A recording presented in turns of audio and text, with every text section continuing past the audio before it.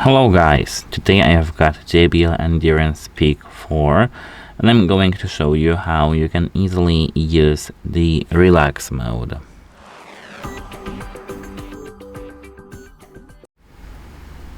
As you can see right here, I've got the application.